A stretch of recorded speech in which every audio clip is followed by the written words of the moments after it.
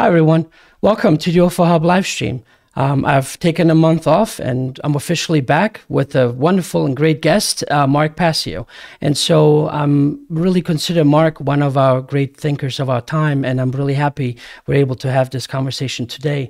As always, we're going to be doing some Q&A later on. If you have some questions and want to talk to Mark directly, join the Telegram group. It's in the description below, and also you can put your questions down in the Skype, or not the Skype, the YouTube chat. If you could please use 3 asterisks before your question, it'll pop out a lot easier to me, and so then I can convey it to Mark. But yeah, well, I guess without any further ado, let me bring in Mark, and then we can get started. Mark, welcome. Thanks for being on. Anand, thank you so much for inviting me onto the show. It's a pleasure to be here. Well, I'm really happy, to talk to you, because it's been what, about 7 years since I've seen you. Yeah, long time. Right. Yeah, because we were just talking about it before the show began. Basically, you came in to have a talk, this streetwise spirituality, and Yes. I remember. Ray Mummy, he passed away now, but he, he was just saying, "Hey, do you want to come and record?" I'm like, "Record what?" I was like, "This is going to be this great guy talking, if you can, record it." I'm like, for what reasons, for whom? He's like, "Oh no, just record," And anyway, long story short, it became the video that's streetwise spirituality. So. Yeah, it was a great experience there in St. Louis. I met a lot of good people. It's a shame that Ray has passed, but he was an awesome guy, very active in this community. And, he invited me out there to do a whole day seminar. And I think streetwise spirituality has really stood the test of time and has been one of my main bodies of work to explain, what awakening really is, what real spirituality is all about. And I really still stand proud of that work, and it's still reaching a lot of people. So it was a time well spent to travel out to St. Louis and do that seminar. And I'm thankful for you for recording it and helping me get it out there to a wide body of people. Oh, it's a privilege. I was not aware that your talks are very, very long, but rightfully so, because in order to fully, convey the information that you're talking about, you have to. I can't think of any other, shorter version, unless you start, developing, psychic abilities and just convey the information in a few seconds. Right. Well, I do have some shorter form presentations, but they generally just touch on 1 or 2 topics. Streetwise spirituality obviously went into a huge body of information and dealt with what I consider the 20 points or factors of what real spiritual awakening actually entails and looks like in the real world, and that contrasts quite dramatically with what a lot of people in the quote unquote spiritual community or new age community think awakening is. It's a huge contrast there. So, and it's one of the things that I kind of want to build a bridge to that community, because, you see in the modern world a lot, excuse me, people in the so-called freedom movement that are concerned with the loss of human freedom and how governments and politicians are basically walking all over human rights. And you reach out to members of that type of a community, and they don't want to hear about spirituality and consciousness. And then you might walk in or associate with members of the so-called spiritual community, and you talk to them about the flagrant violations of rights that are taking place and how human freedom is being destroyed. And they don't want to go there. They want to say, "Oh, that's negative and you shouldn't talk about it. And we want to stay toward nothing but positive vibes and talk about consciousness." And it's like, we have to bridge the gap between communities like that and help them to both understand both spirituality and freedom are important. And in fact, they are really one and the same. Yeah, because I think at one point there's, spirituality meets action, and that's the part that a lot of, people in New Age community, I think, forget about or don't necessarily look at. But before we continue, I just wanted to also remind everyone else too, as you know, every single guest, unless the guest says otherwise. I always have all the information available in the description. Mark has a website called What on Earth is Happening. Is that correct? Well, what on That's earth? correct. Okay, sorry. That's my main website, is whatonearthishappening.com. Okay, good deal. And other websites like Facebook and whatever else, they're all in the description. So if you have any, if you want to contact Mark or check out what else Mark has to offer, please check it out. And so I always try to at least obtain that from each guest, so that a lot of you watching can pursue this after this interview and check out more information and look into it. But Mark, you probably get sick and tired of this quite often. If you could please just get a little bit of your background information and how did you get started, and then I figured then we'll start out with the different questions I have for you to I guess get going. Sure. Well, in my youth, I was brought up in a traditional Roman Catholic background, and I became quite religious when I was very young. And when I really went deep into exploring, some philosophy and looking at whether the religious beliefs that I was given as a child held up to any scrutiny, I sort of saw through them and saw them as a form of a control system that was really geared to hold people back from the truth. When I asked pertinent questions about sociological issues and issues related to what is going on in our world, the religious answers were all just faith-based, and just have faith that it'll work out in the end. And that didn't satisfy me a bit. I was more of a skeptically minded individual, and it started to really foment hatred inside of me, foment a lot of anger, that was like, I'm being lied to. And I'm being lied to for the purposes of keeping me back from the truth and controlling my consciousness. And, I didn't have a framework for understanding religion back then when I was younger, what really, why it's put out there to the masses, who does that, and for what purpose. I didn't understand those things because I didn't have the level of knowledge that I do now to put that in perspective. And lacking that knowledge, that anger and hatred toward organized religion, I felt like it was a betrayal on behalf of my family members who just, gave me that belief system and they went along to get along, and my teachers and, pastors, priests, etc., that were in, my childhood. I just really reeled back from it and really wanted to seek out the exact opposite. Like, I had in my mindset, well, if this isn't the truth, I'm going to go to the exact opposite to find the truth. And that led me down a path of looking into and digging deep into the world of the occult. And when I say the occult, of course, this simply is a word that means hidden. It comes from the Latin verb occultare, which means to hide, to conceal, to keep secret. And, I wanted to delve into the realm of hidden information and hidden knowledge and find out what was being held back from my understanding through religion. And when I went into this, whole body of knowledge, I wanted to go to the exact opposite extreme as the worldly religions told us that we should look and should seek. And so I found dark occultism and Satanism. And this is what I, pursued at a very, very fundamental, deep level. I wanted to get as deep into what I considered at the time to be the polar opposite of religion as possible. So that led me into Satanism. And I went into the philosophical school of thought or ideological school of thought of LaVeyan Satanism, run by Anton LaVey, founder of the Church of Satan. And I started espousing that ideology, the Satanic Ideology, as put forward in LaVey's book, The Satanic Bible. Now, this is a ideology of pure egotism and selfishness at its fundamental root, at the base level.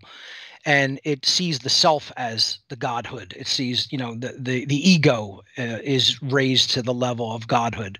And, it's all about, what can I do for me? And that's it. Don't worry about what's right, worry about what you can get out of it. And egotism is huge in our society. I see now in retrospect that, most people have a satanic mindset. But I pursued this whole realm of the dark occult for many years in my youth. And I started espousing the Satanic Ideology in small magazines. At the time, they were called fanzines that people in the music industry and the art world would write for. And I had a band back then that espoused the Satanic Ideology as well. So LaVey heard about my writings in some of these magazines that allowed people to publish articles about Satanism and the whole ideology that it entailed.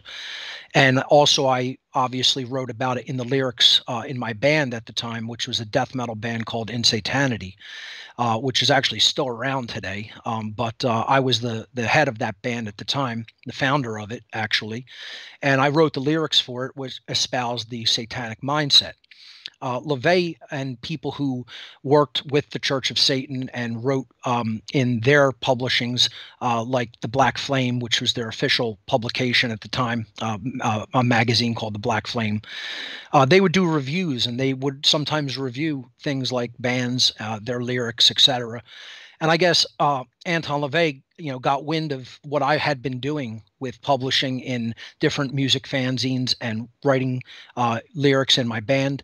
And he contacted me and asked me if I was interested in heading up a grotto, as they call it, in the Philadelphia area.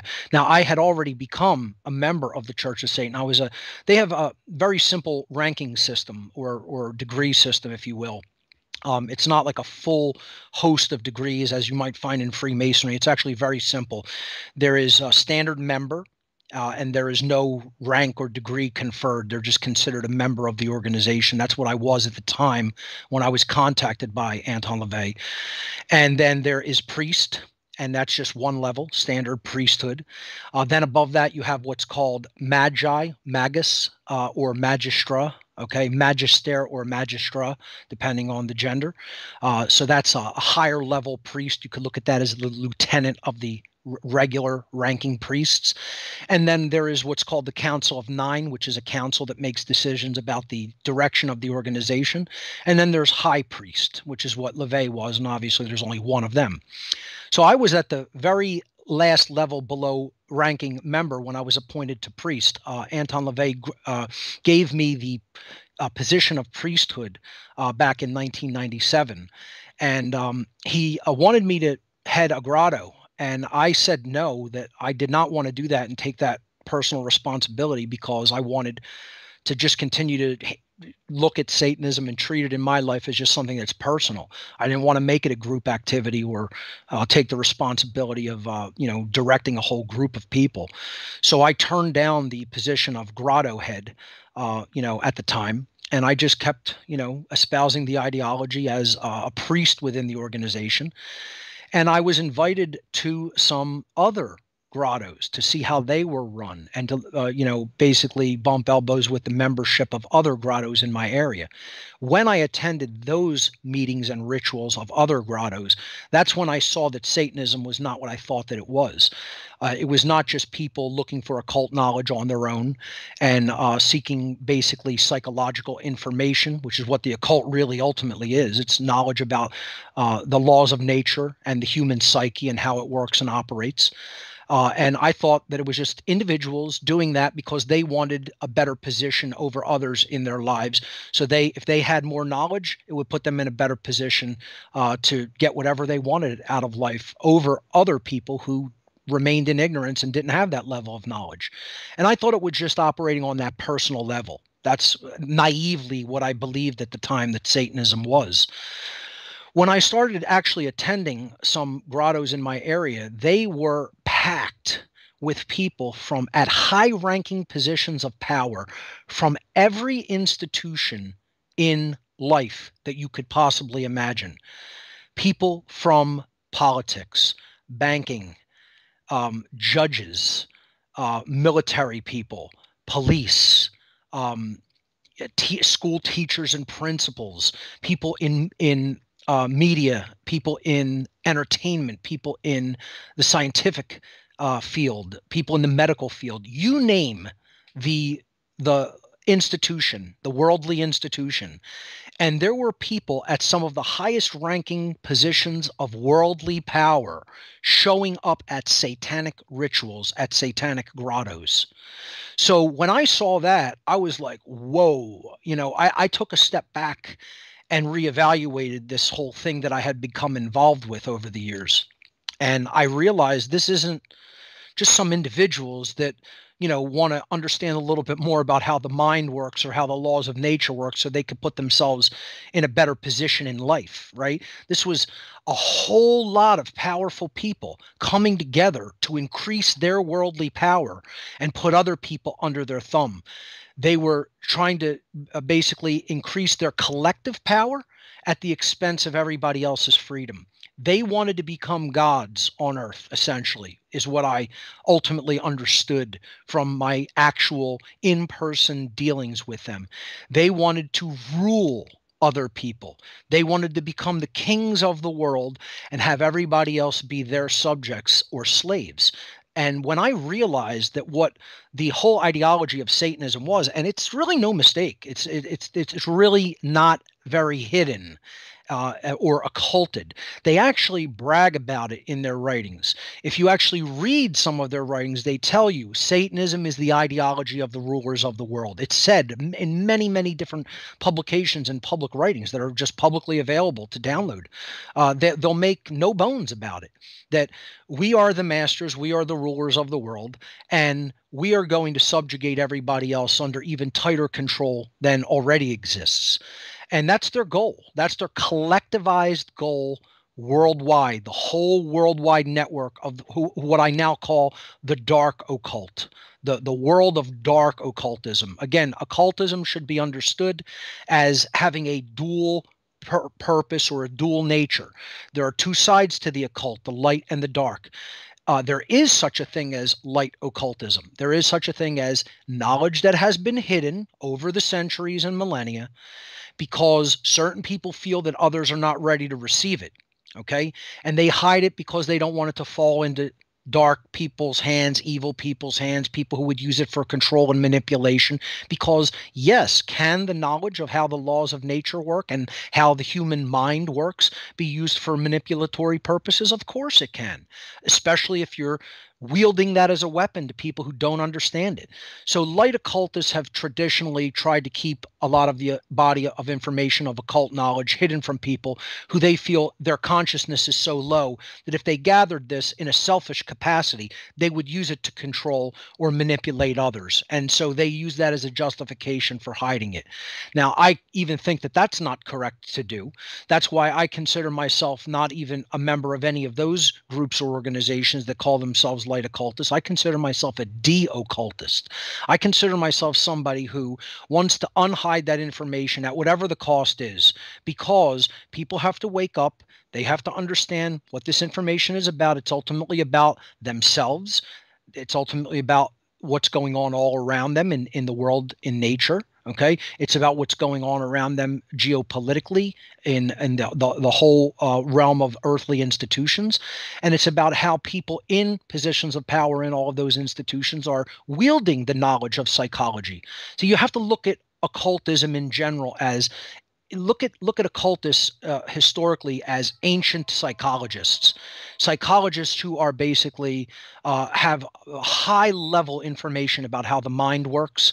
Okay, and they are either using that to bring people up in consciousness and take them to a higher level of awareness, or they're using it to deceive and manipulate people who they know nothing about how their own mind works, and they're trying to put them under their thumb and hold them down and make them their subjects or slaves.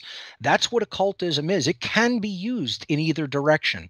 It's just like any other tool. It's just like any other body of knowledge. Okay, you could use the knowledge of physics to build nuclear weapons, or you could use the knowledge of physics to build bridges that people have to cross bodies of water with, etc. There's dual purposes for just about any level of knowledge in human endeavor.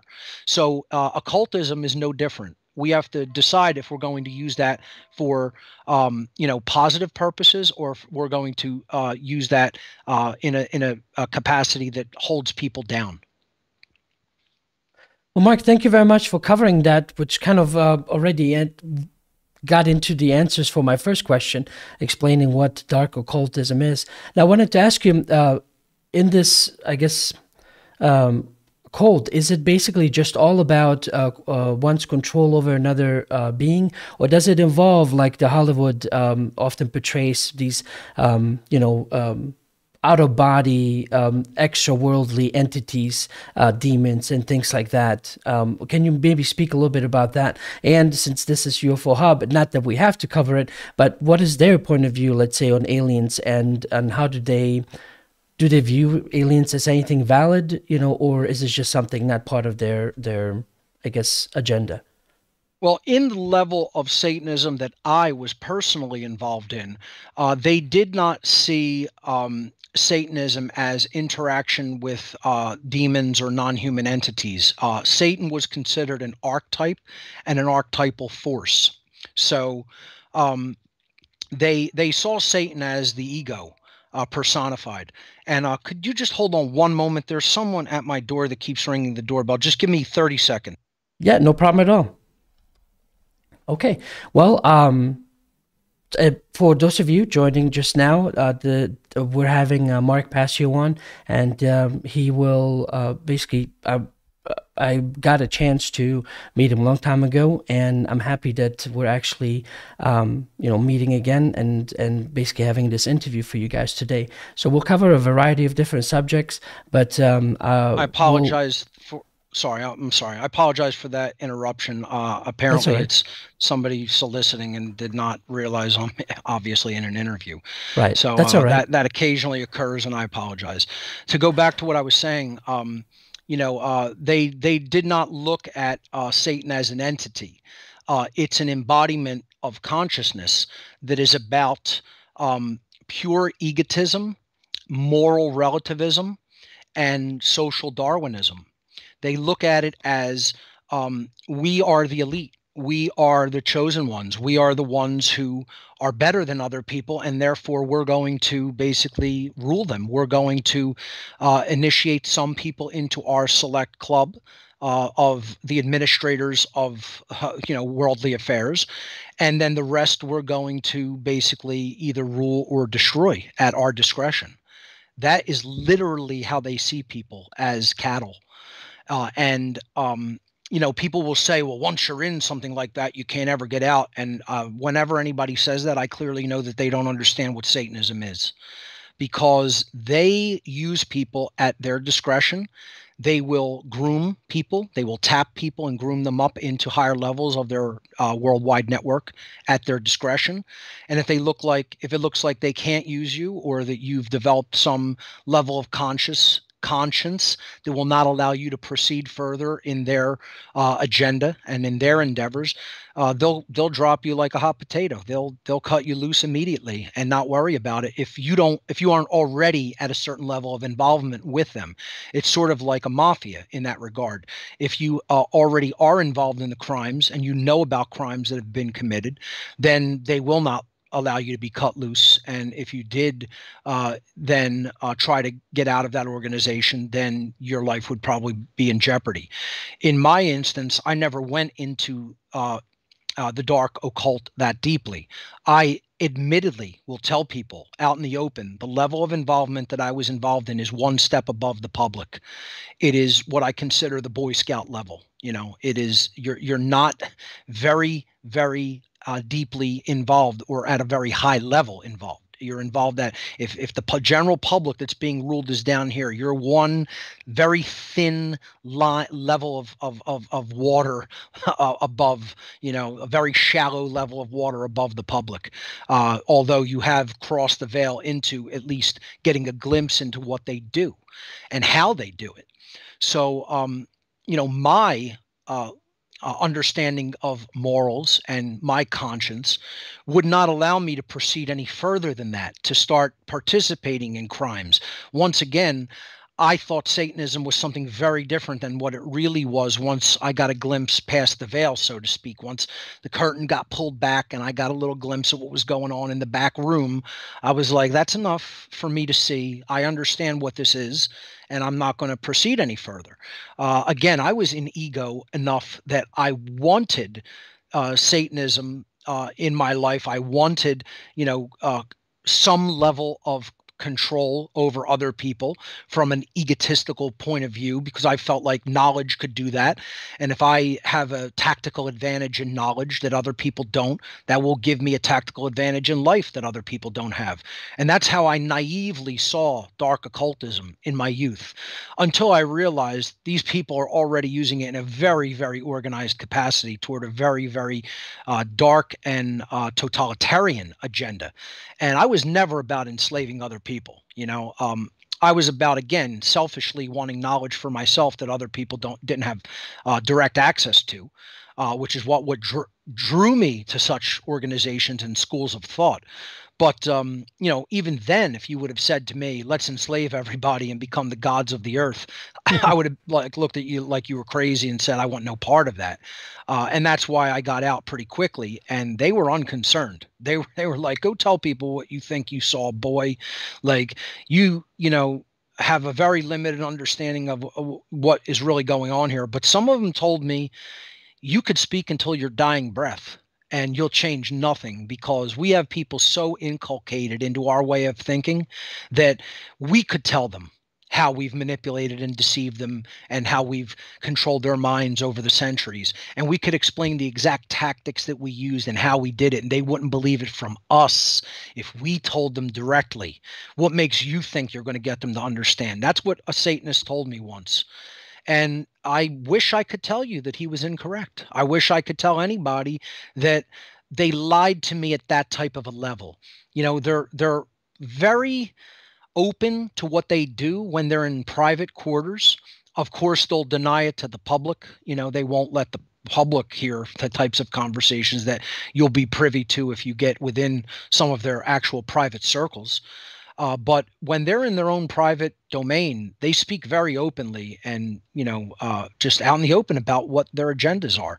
And they feel like they have people exactly where they want them. They feel like they have such total control over the media and what people get to see and hear and even think on a daily basis. They have total control over the educational system.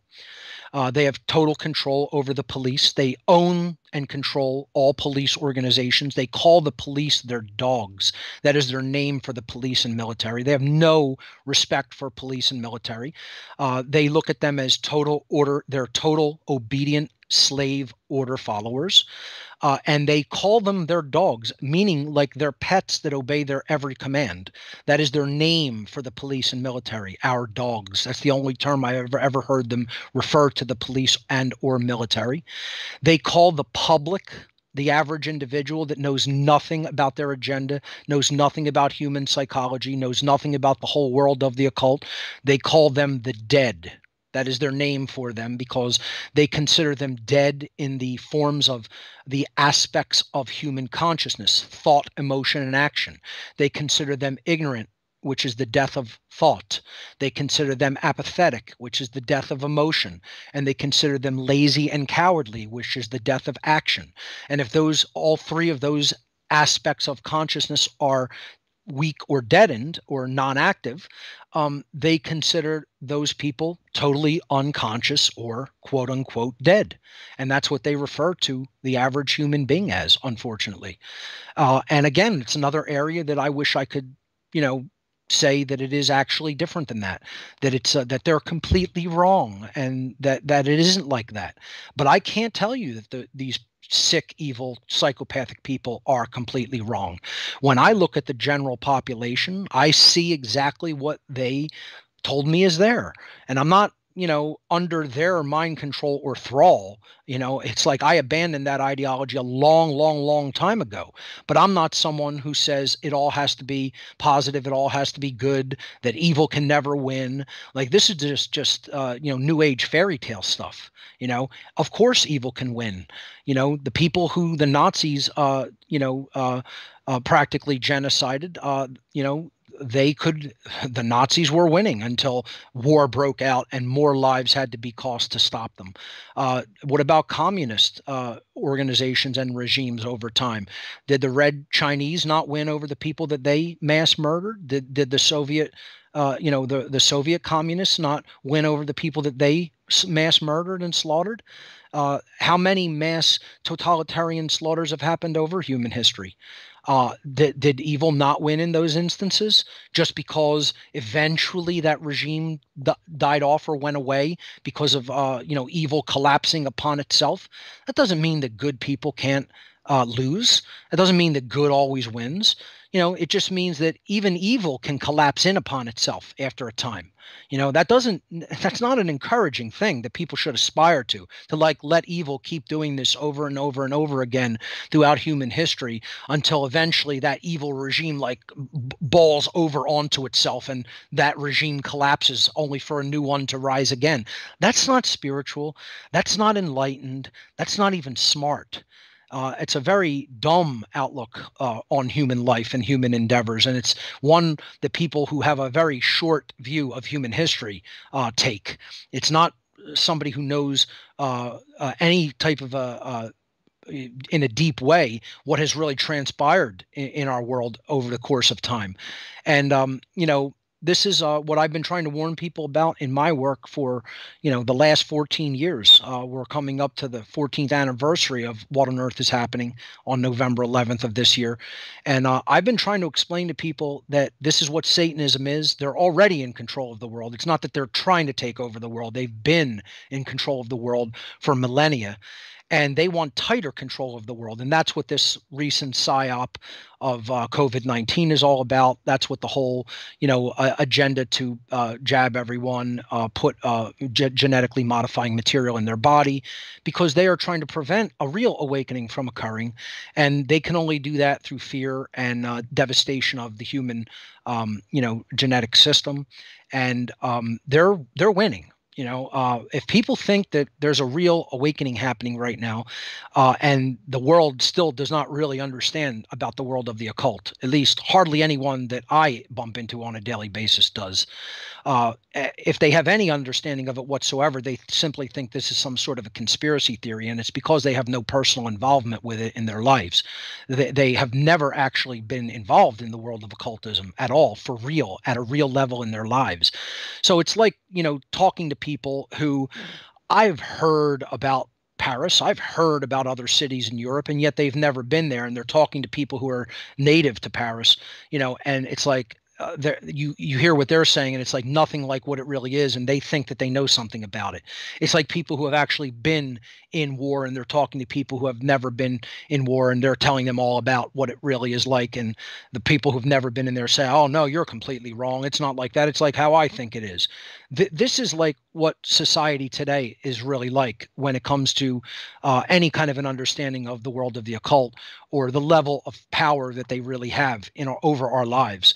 We're in a very naive, childish mindset when it comes to this as a people.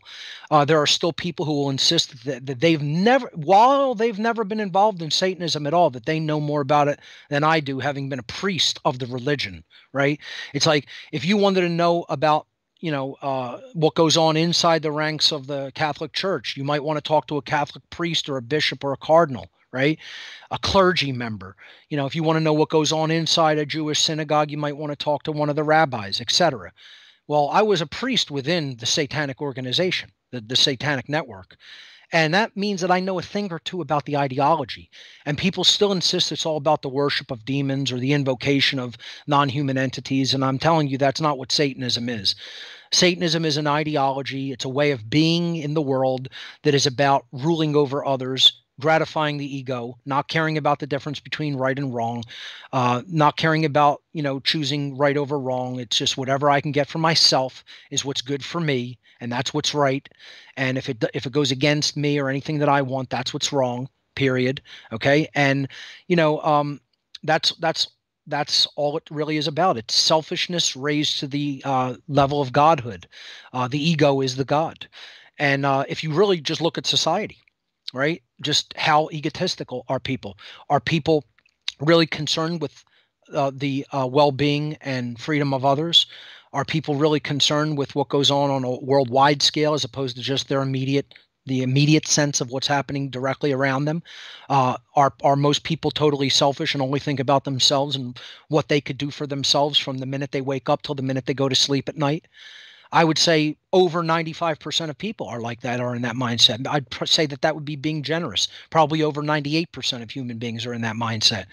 How many people are moral relativists that don't think there's any objective standard of right and wrong, that think right and wrong are just human constructs that we can make up at our whim, at our discretion? We're the arbiters of right and wrong. There's no objective standard of right and wrong behavior. Human beings can make it up, and it can be different in different places or at different times. You travel across an imaginary line called a state border, and what you can do over here as a right, you could be jailed for over here across this imaginary line. And people think that's perfectly normal, justifiable, and just okay. They don't see any contradiction, any moral contradiction with that. In like 15 states in the United States, you can carry a loaded firearm on your person out in the open, even if it's a handgun, with no permit. Okay. But then in the other 35 states, you could be jailed for doing the same action. Well, who's correct? Which one is right? Why can certain rules apply over here and don't apply over there? Well, that's Satanism. That's moral relativism. That's their whole mindset, is we can make up because we're in charge over here, right? We can make up what's right here. You go to another country, they have completely different set of rules. The rulers over there, they can make up what's right and wrong over there. Anybody that thinks that right and wrong can be arbitrated by human beings is 100% inculcated and indoctrinated into Satanism. That is their real religion deep down inside their mind and their heart, without any question or doubt. And this is unfortunately where most human beings are at. They believe in moral relativism, that people can make up what right and wrong are. To just give you the answer is the 15 states that do allow open carry are correct. It is a right. It is a right to defend yourself with any kind of a weapon that you so choose. That's a human right called the right of self-defense, which is one of the main pillars of morality and enlightenment and natural law. The other 35 states have it wrong, and they are exercising a form of slavery over other people by telling them you may not arm yourself as you see fit. And that's where we're at in society. We're at a place where egotism and moral relativism has led to the human condition called slavery. We're a slave species. We're a slave race. Humanity is enslaved. And this is what people don't understand. They don't understand it because they're still in the mentality of Satanism. See, that's how Satanists rule other people. That's how the world of the dark occult can rule the general masses of their slaves. Because if the slave class takes on a lower level mentality of the master class. In other words, here's the real mindset of the masters up here, right? And then they give us this tiny subset of their mentality, right? But they also teach us that there's this thing called authority in place, right? And that authority means that there's some people who get to create edicts. They get to make up what the laws are. And that's their edicts as the masters of the world, as the ruling class. And their decrees that are often completely arbitrary just because they want to make the laws in their geographic vicinity of the earth. And their arbitrary whims and dictates that they see fit to implement because it suits them and their agendas in any geographical region of the world. That's called their jurisdiction. Jurisdiction just says exactly what this is. Jus juris in Latin, J-U-S, means right or law. And then dicto dictare Dictere in Latin means to speak or to say. So jurisdiction literally means to say what the law is, to speak what the law is. It means the law is whatever I say it is, right? It's not objective and in nature. It's whatever I say it is. It's my arbitrary decree. Well, that's called kingship, right? That's all authority ever has been. I ask people, please define the difference between modern day authority and old world kingship. What's the difference? There is no difference. If you were being honest with ourselves, there's no difference. People have never thought about it like that. You know why they don't want to think about it like that? Because they don't want to think that they're slaves. That they don't want to think that not only they're slaves, that this is wrong, that it's immoral, that it was never morally justified, that it's always been morally illegitimate, and they don't want the responsibility to do a damn thing about it because they're cowards. That's real talk. That's the real way that it is. Most people won't say that to another living being, even over a video connection, let alone to their face. I've said it to many people's face and will continue to say it to their face. It doesn't matter whether you recognize it as true or not. It's the truth, whether you believe that or not. That's the reality of our world. There's no difference in ancient kingship with modern authority or government. All it is the authority or the rulership has been diffused to more people. There, in the ancient world of kingship, there was one ruler. He had total authority vested in him, and he claimed divine right to rule. He claimed God gave me this right.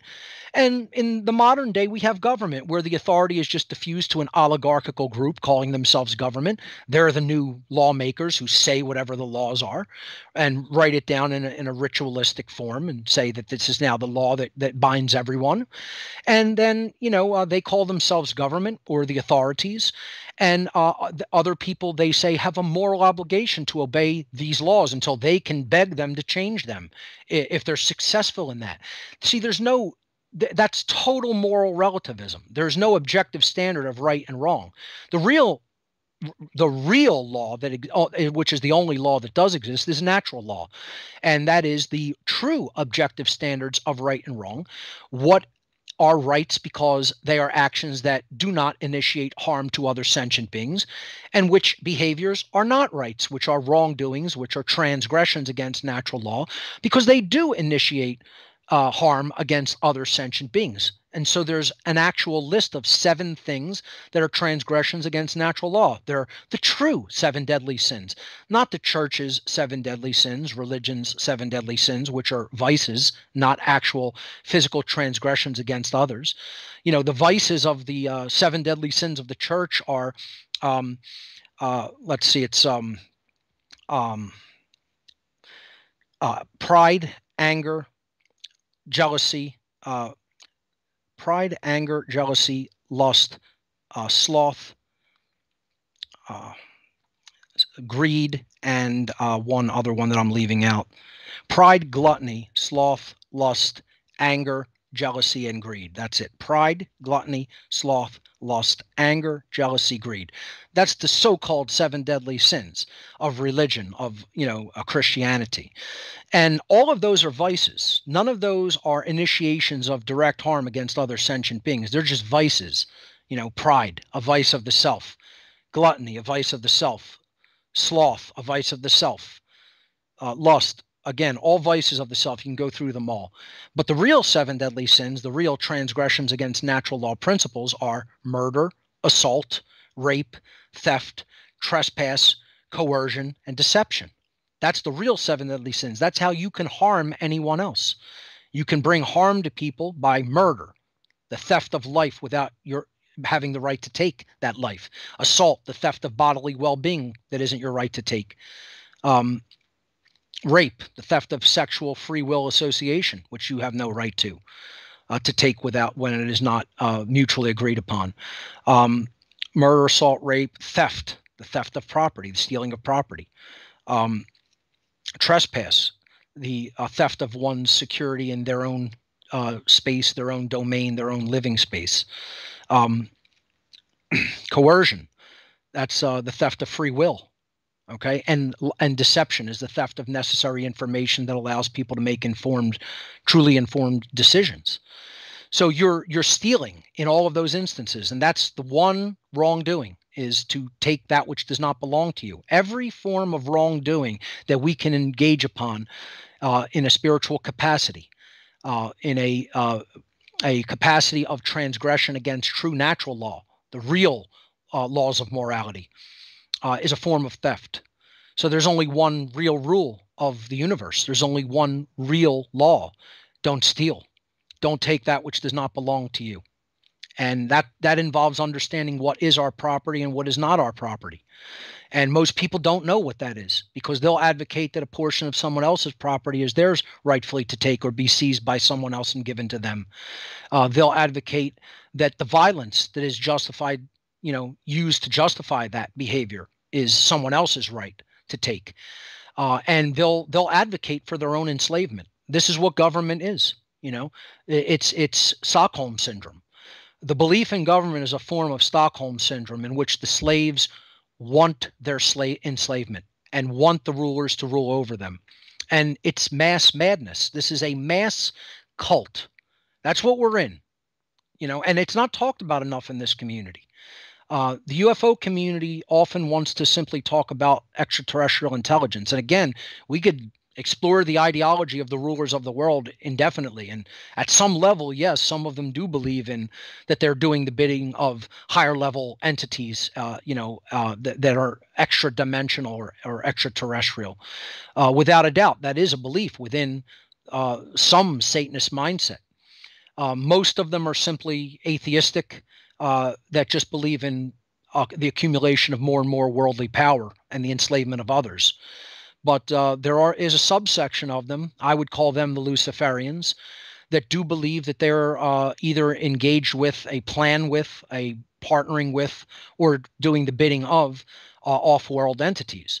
So while that is one of their beliefs, I don't necessarily share that belief. I do believe that this agenda may indeed go off-world to non-human forms of intelligence, but I don't focus on that because I think that the solution is the same. It doesn't matter who is at the highest level, or if even indeed it may go off-world to off-world agendas. The solution is the same. Stop conducting behaviors which are wrongdoings, which do violate the rights, the inherent natural law rights of others, and do initiate harm to other beings, regardless of how much you're being paid to do it. Even if that's the only way you can feed your family, you have to stop and possibly be poor for a time until you can find something else to do. It's to cease and desist in violent behavior and cease and desist in condoning violent behavior. And most people won't do that because they're too indoctrinated. They're too mind controlled, quite frankly. They're under thrall. They're under a hypnotic trance. And they won't give up this identity that they believe in authority. This is an actual form of personal identity to them. And they're incorrect. They're wrong. It doesn't exist. It's a belief system. It is a 100% immoral belief system. It is a 100% untrue belief system. It is the advocation of slavery. Anybody who believes in authority necessarily does believe in slavery and advocates for slavery. And most people have never heard it put to them like that. If you're a believer in the authority of human beings, you are a believer in slavery. You believe that certain people are slave masters who get to command, and other people are slaves who have a moral obligation to obey the slave masters. That is what the belief in authority actually is. It's not that way because I'm saying that it is that. And you can get as offended about it as you like. You can bang your fists on the desk. You can cry in your beer. You can cry in your glass of milk. It doesn't make a difference. It's true to the ends of time. That is what authority is. Authority is kingship. Authority is violence. Authority is immorality enacted into the world over others. It is slavery. And if you advocate for it, you are an advocate of human slavery. And that really just makes people a total piece of trash. That's what they really are, anybody that believes in government and authority. And they haven't heard enough people say it to them to take them out of the satanic mind trance that they're under. They're in a cult. They're in a mind-controlled trance. That's the truth of the world. That's the truth of reality, not because it's coming out of my mouth. I've learned that truth of reality. It is that way. The end. Period, for all time. And that's what the people in the whole spiritual community won't say, because they're cowards. They're cowards, you see. You know, they don't want to come out and confront anybody and rock the boat. I see the same thing in the UFO community. They don't want to talk about this. This makes them highly uncomfortable. This makes everything tense, and they don't want that. They want it to be, a nice conversation about the possibilities of extraterrestrial off-world intelligence and exopolitics. I know all about it. I've spent tons and tons and tons and tons of time in that community because it's a big interest of mine. I'd like to know the truth about it as well. But if you think you're going to find the truth about that in a world of slavery, you're more delusional than I even give people credit for. Okay, because the rulers of the world aren't interested in you learning the secrets of what's outside this planet. They're keeping you in a prison. You're imprisoned here. You're not allowed off-world because of what's going on this planet. This is a slave plantation that you're confined to. And the people in the UFO community and the spiritual community that don't understand that, I feel horrifically sorry for your soul, that you're that unintelligent still, with all the information that resides in the world up to this point, that people are still closing their eyes willfully and deliberately. You're in a bad position spiritually. You're not spiritual. You're not knowledgeable. You're in a horrific position to be in if you don't understand this by now. And I'm one of the only people that I know of that will come out and just say it out in the open like that because, I don't really care what anybody might try to do to me. I've been in the room with some of the rulers of the world. I've been in the same room with them, and, they're not even going to try to take a crack at me. Number one, because I'm right. Number one, I'm standing in spiritual truth. And that's the most powerful shield of defense against anybody, worldly or extra worldly. Okay. Standing in the power of truth, number one, creates the ultimate form of protection. And then what's left over, I'll handle with my 45 ACP. Well, Mark, that's quite a lot to unpack, but I'm glad you got into all the details. So it saves me time of having to ask you the questions. Well, let me ask you this though: are there different sects? And so you mentioned, there's the occult, and then do you have the Luciferians and others? The speculation online, and it's been like that for decades, is that all these different groups do belong to some kind of occult, like occult Satan is like cult, like the family, the royal family of England, and the bankers, and all these different ones. Sure. Can you speak maybe a little bit on what you understand? I guess to be is that true, or is this something that is just another conspiracy online? And the other question I wanted to ask, and it kind of goes back to what you were talking about earlier. I did always find it interesting, right? We're supposed to be this free society, and I mentioned this before, but yet somehow we're dealing with mandates, right? Right. And we're dealing with all these things that communists pass. I'm like, well, hold on a minute. I thought it's a free society. Why are you mandating? And Right. It's like, why are we taking this from this playbook of the communists to deal with something? It's like, why don't we deal with it as these free individual, human beings on the planet and act according to that, instead of just going, nope, I tell you what to do and you do it.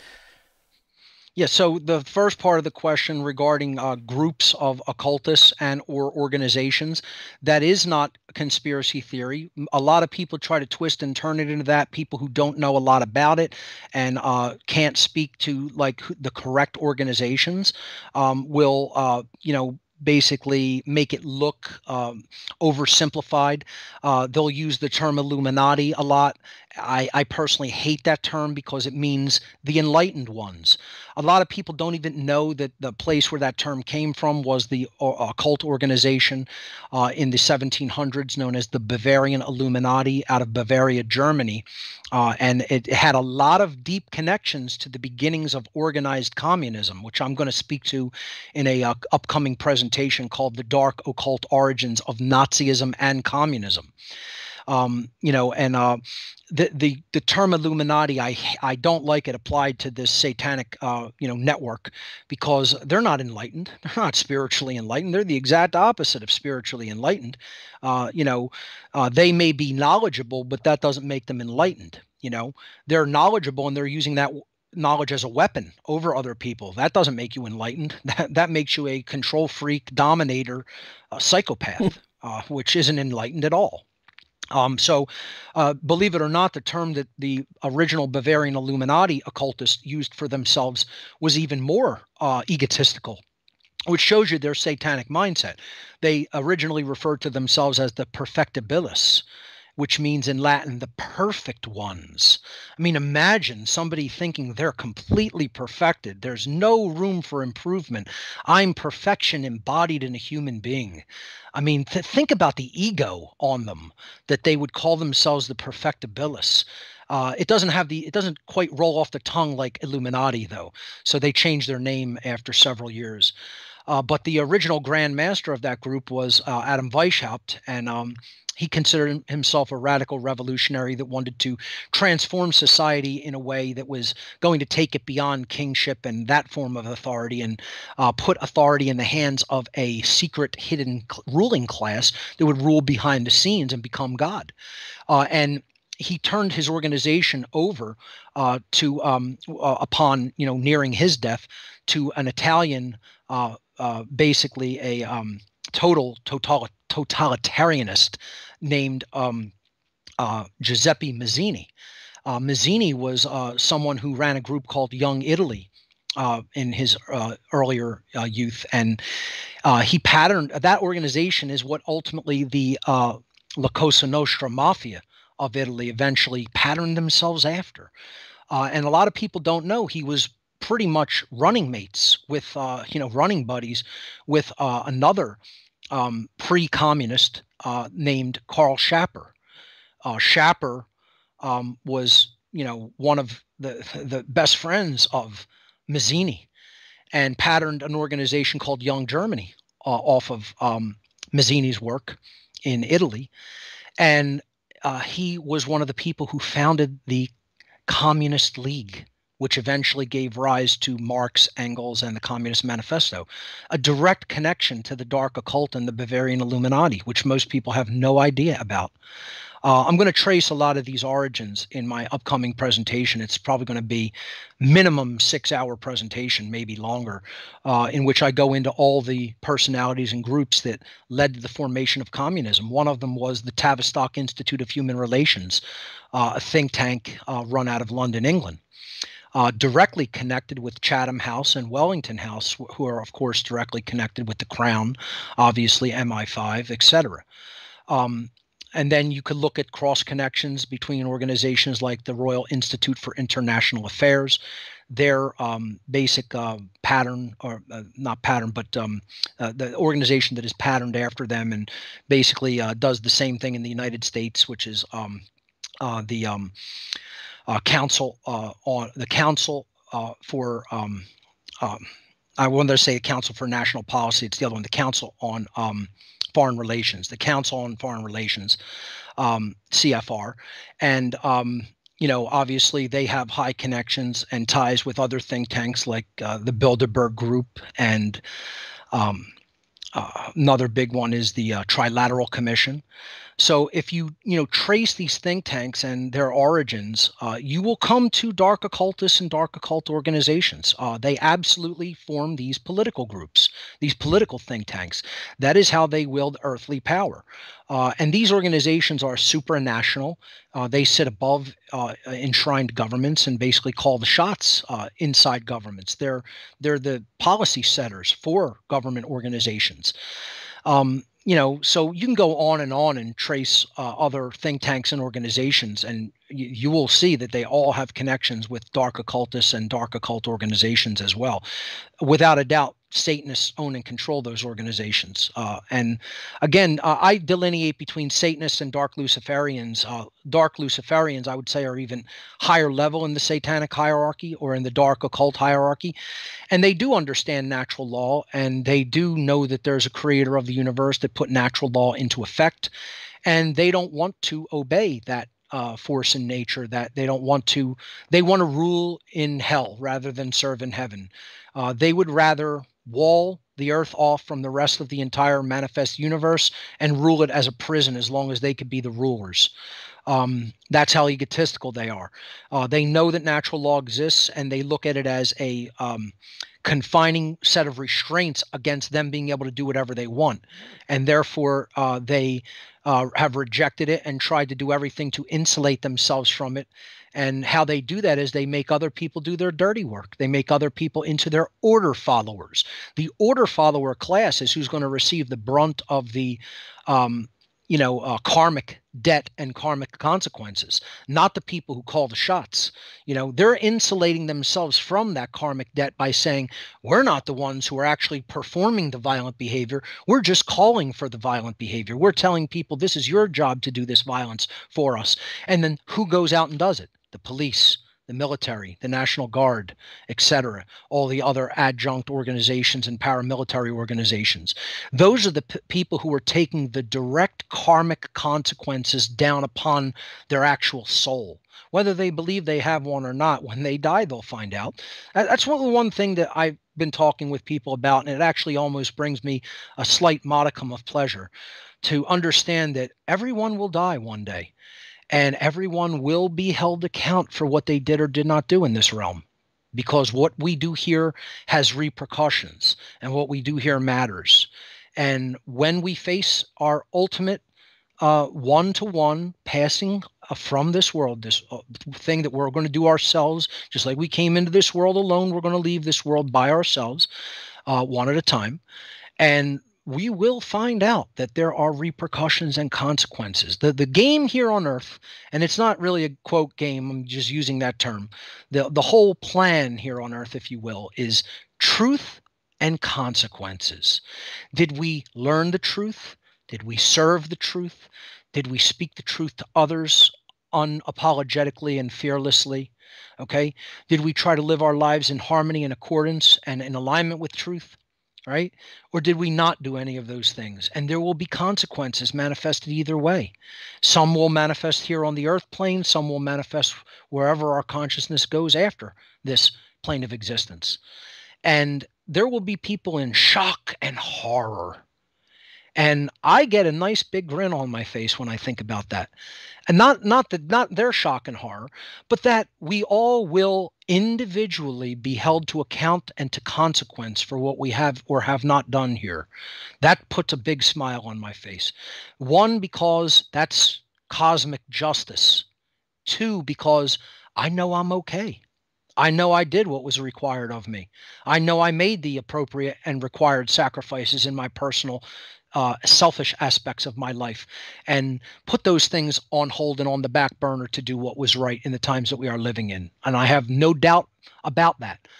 So once again, that is my spiritual shielding and protection. That's why I don't worry what's going to happen to me in the physical or in the hereafter. Not worried a bit, because I know I did what was right and what was required. And most people can't say that.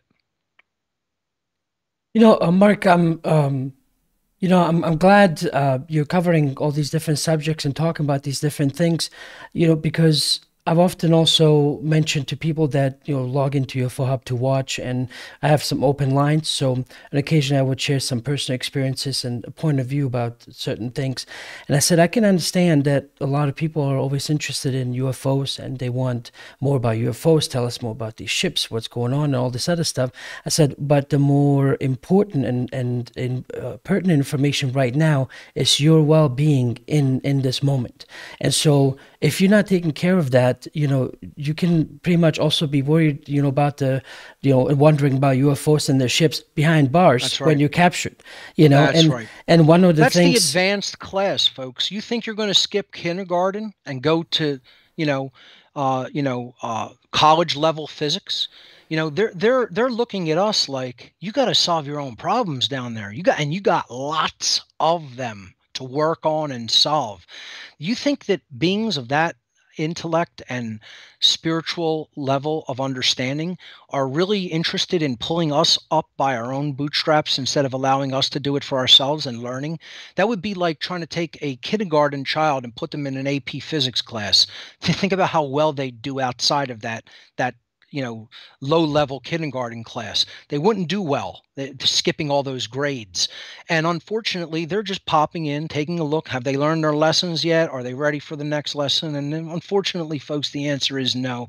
You think you're going to commune and with them and get all kinds of secrets and get pulled up to an advanced class. The universe doesn't work like that. That's the mindset of a child. It's the mindset of a child that doesn't want to pass kindergarten and wants to go to the advanced AP physics class where they're going to get a 0 there anyway because they didn't learn their lessons in kindergarten. And it's sad that I even have to explain it and put it like that. And I know it sounds condescending, but that's exactly really how it works. These beings are just, like, it's almost like they're studying, like, oh my God, look at this is what a civilization that is completely and utterly annihilating itself and destroying itself and staying spiritually stagnant looks like. And it's like a glimpse for them what not to do. That's pretty much what the earth is to these beings. Right. Well, Mark, what I was going to say is, you and I, we haven't talked since, but one of the reasons why I started this channel is because of my own personal experiences, and this was something I've often talked about, which was really interesting. For people always want to know all these different, extraterrestrials, ships and what they're doing and all this sort of stuff. But something that just dumbfounded me was my interactions were always basically reflected back to me about self-responsibility. To be responsible about that you create your reality, and how you look at certain things is that what will then dictate how you move on. And a lot of that was the majority of these experiences, and what was, so when people talk to me about when I start talking about these things, they almost think it's like some kind of okay, that's great, but why are you talking about psychology stuff? Tell me about the aliens. I was like, yeah, there's an aspect of that, but the ones that truly want to interact on an equal level, they want you to become the best version of yourself that you can be before you can move on anywhere else. And so that's why early in UFO Hub history, I mean, it's been almost 8 years now, I always started including other people such as yourself and others that talk about these, other aspects other to just UFOs, ships, tell us this, tell us that, because it is important, the relationships, I couldn't agree more. I think the way you laid it out there, I couldn't have done any better myself. That is what some of these higher level or extra dimensional entities want. They want us to deal with our own problems. They want us to learn about ourselves and our own psychology, our own motivations, why we're doing the things we're doing, why we're allowing the things that we're allowing. And they want us to learn and grow and become a better version of ourselves. That's the only way we're going to be prepared to go out and meet our cosmic brethren, our cosmic brothers and sisters out in the rest of creation. As of right now, I don't think the rest of the universe would pretty much welcome us on their block at the level of consciousness that we are at collectively as a species, unfortunately. So I 100% concur with what you just laid out, that's what this is ultimately all about. Yeah, because in every relationship, at the end of the day, it's all about baggage, and the least that you bring with you, the better, So anyway, what I wanted to, in roughly about 20 minutes, I'm just letting know everyone else watching, we're going to go into Q&A, and so you can talk to Mark directly by downloading the Telegram app, and basically just signing up there. You'll see there's I'm simultaneously also casting on Telegram voice only for those of you that are listening there. So I can unmute you and you can talk to Mark, or if you're in the chat, simply put the 3 asterisks there and ask your question, so it'll easily pop out at me and I can relate to Mark. And but the next question I have for you, Mark, is that so one of the very basic things that it's so silly how simple it is to take a step forward, right? And into anything that you say you want to do, that is like the very basic that you can simply kind of break things down to tell somebody.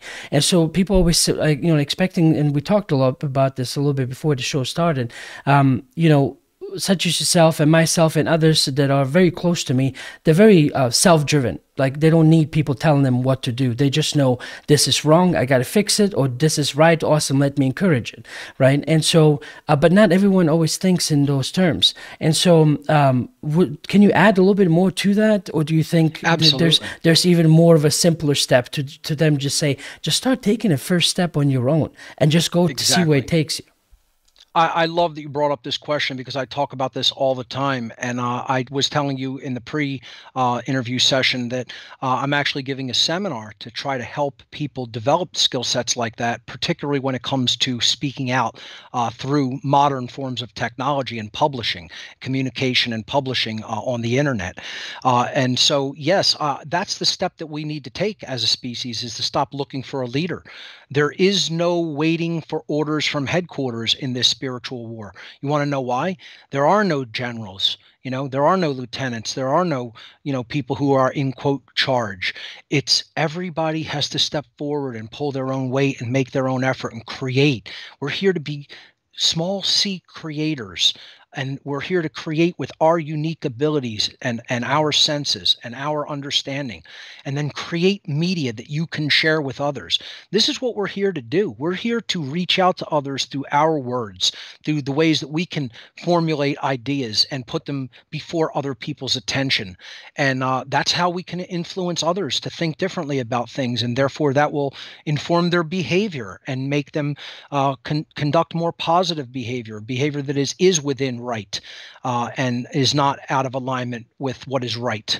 And I give a seminar called How to Become the True Media, where it's not about just following what I'm saying. I don't want followers. I don't want subscribers and followers. I'm not interested in that. I'm interested in people who want to become teachers themselves. I'm interested in people who want to master real spiritual material and then teach that to other people. In their own way, in their own fashion. Because you know what? Not everybody will receive it from me. And I know that, and that's okay. Not everybody has to receive it from me. Some people may not like my style. Some people may not like my personality. I don't necessarily like everybody else. No, you don't have to. Right? That's not required. What's required is to understand what right and wrong are. What's required is to understand what the human condition is and change it for the better, because it's not so good right now. Okay. And nobody has to receive this information from me, but they have to receive it from somewhere if they want to make progress. So for people that do kind of, jibe with my more street style, that's no bones. I don't beat around the bush. I don't speak cryptically. I don't talk to people like they're a child, insofar as that they're not ready to hear what I have to say. If you're not ready to hear what I have to say, just turn it off. That's what I just tell people. I'm not here to sugarcoat anything. I'm here to tell you we're in the final hours of this whole thing. And, if you haven't figured out what's going on yet, you're really slow to the party. And maybe you need to pick up the pace a little bit. So for people that can handle my style, I give a class called How to Become the True Media. And it's basically teaching my, lifetime of skill sets in the whole realm of computing. To explain to them, well, how do you start a podcast? How do you make a website? How do you make a video? How do you make a presentation, and what equipment's going to be required to deliver a presentation live in front of people like I've done, and showing them all the software, taking them through it week by week. It's like a long seminar. It's a 6-month long seminar, 1 day a week, 3 hours a night. Right. So right now we're meeting Thursday nights. I think next year I'm going to change it back to Tuesday nights, maybe Wednesday nights, something like that. And, for 3 hours, I teach this course each week for 23 weeks. That's about 6 months out of the year, approximately. And it's a commitment of time. It's a commitment of attention and time, and, sacrificing a little bit of your time each week to learn these skills and then practice them on your own. And we've got some people who are like, really, really, using the skill sets, and they're like star pupils coming out of it, making their own content. I've already put them on my network of content creators that I started early 2021, envisioned it back years ago, didn't have the resources to build the network. Finally did, got the help that I needed. We built it. It's called onegreatworknetwork.com.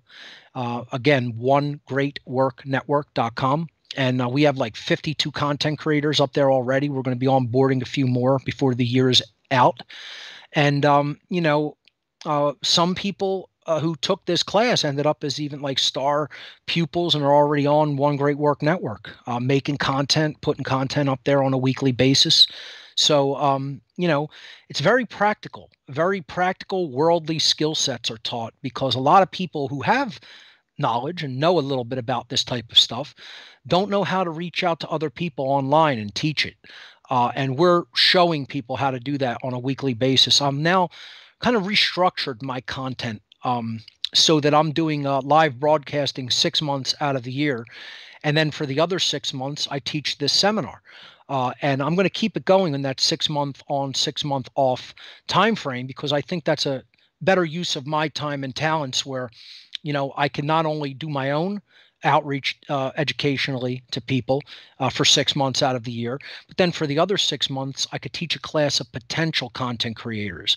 So that's the direction that I've been taking my work in the last couple of years.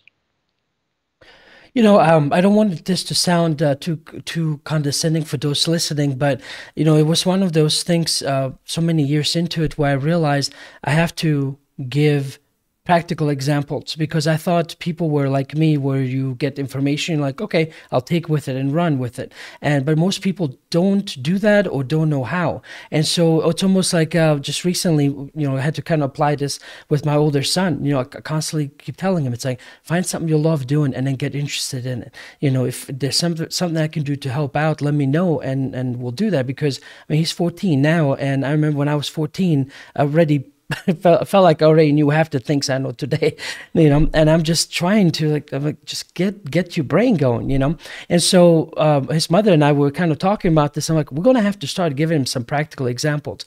So I said, so for his birthday, it was something fun to do, but at the same time, it was an example where he now could step outside the norm, and which was, I was always interested in planes, the way, the fly, and it's something, it's a passion I never really followed up with, because I have like 100 other things I'm following up on. Right. And so anyway, so for his birthday, got him this, they call it the Discovery Flight. And basically for an hour, half hour, you learn about the plane and all that stuff. And the other half, you get to fly a little bit yourself and be up in the air. And so I was trying to tell him, I said, I keep telling you to be interested in something yourself, but you're not taking an initiative. So this is going to be something fun for you to do, but it's also something you can potentially do as a job later. And he's like, oh, what is it? I'm like, you're going to find out. So I kept that mystery there, but it was, again, trying to apply physically to, like, I keep telling you to do something, you're not doing anything, so I guess let me do it for you. And so that's the challenging part too, when people often talk to me about, contact and aliens. I said, so how much time, for example, do you spend meditating? Right? Because one of the, parts is, know thyself. It's like, know your inner voice, your, what makes you tick. Can you quiet yourself down enough to, to actually allow something else to occur during this meditation time? It's like, do you, if you want something more practical, how often do you go outside, and just do stargazing, for example, right? All these different things, all most of them will always just be in front of computers watching the next show. I said, well, then that's just entertainment. Right. You're just using more stuff that you want for entertainment that keeps that ego entertained until the next show and the next show and the next show. Well, you'll be sitting there listening to me, listening to you, show after show, and what have you done in all those years, right? And so anyway, so I don't want to keep hammering on and on about this, but again, it goes back to what you were saying. It's just be responsible. So Mark, do you want to go into Q&A now, or do you want to? Yeah, that would be great. I'd be definitely interested in what questions your listening audience has for me, and I'll answer anything that they pose. They might go into some directions that I don't know to ask you. So that's fine. That's fine. Any way anyone wants to take it is fine by me. Okay, so if you have any questions in the chat, please make sure to use the 3 asterisks. I call them 3 stars, and then ask a question. But Yo-Yo in the group here, let me see if he's still available. I'm going to unmute him. Yo-Yo, you're unmuted, and mute yourself, and go ahead and ask a question, please. Yeah, so, well, it's kind of I kind of figured something out. I want to see if, like, get some confirmation. So the Cain and Abel deal, you know that story?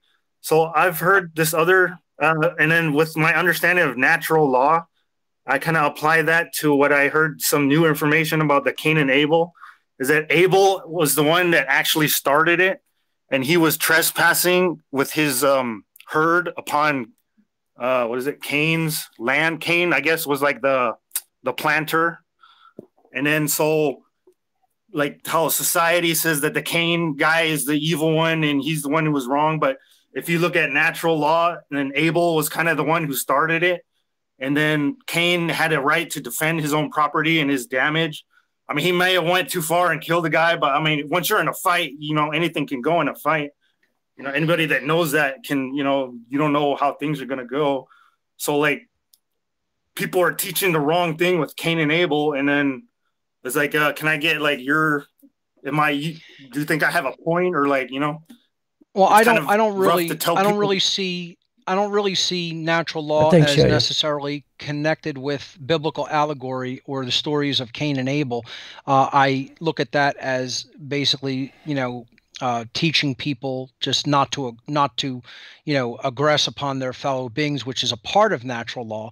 But natural law has nothing to do with just fables or stories or allegories per se. It's actually something that is embedded into the fabric of reality.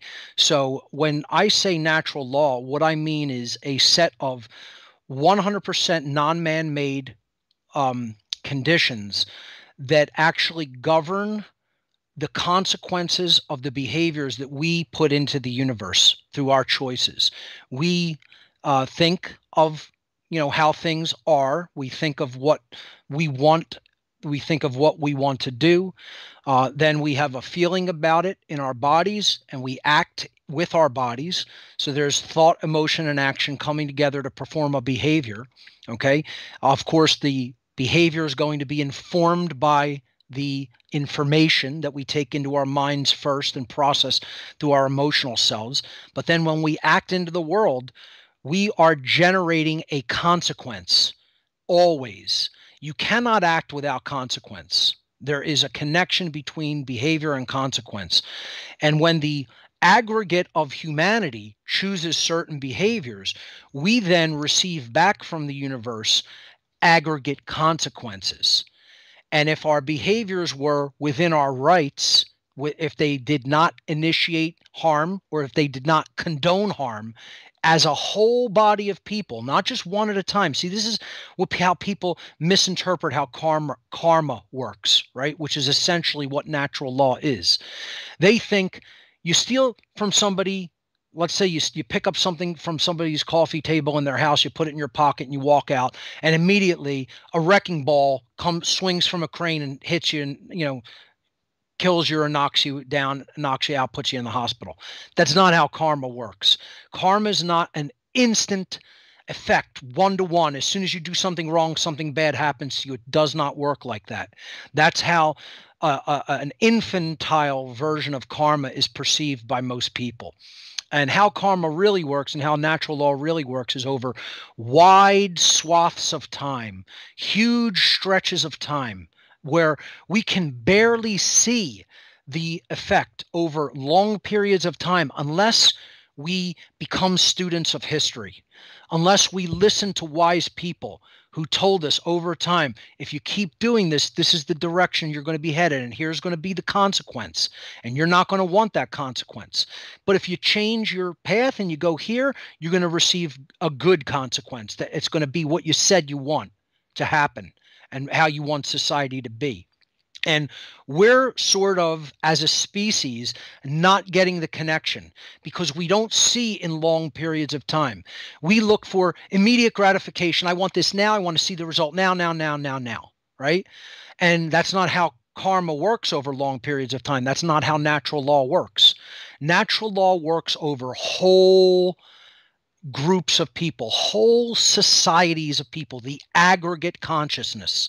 And then we get an aggregate result.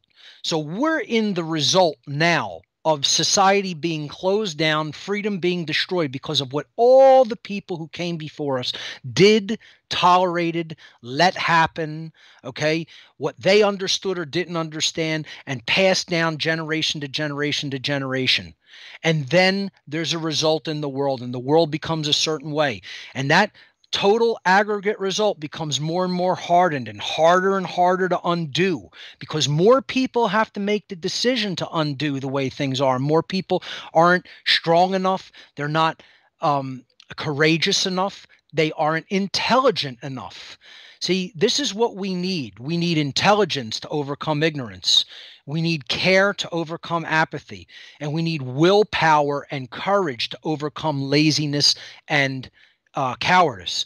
And these are the skills that aren't being taught to children and adults. They're not, certainly not being taught by parents to children, unfortunately. You know, they're being taught, go out and get as high paying a job as possible because money's all that matters. That's largely the lesson parents teach their children in the modern world. They don't teach them principles. They don't teach them become truly holistically intelligent, not just memorizing things that your professor in college tells you to memorize and spit back on a test. That's not real intelligence. That's not holistic intelligence.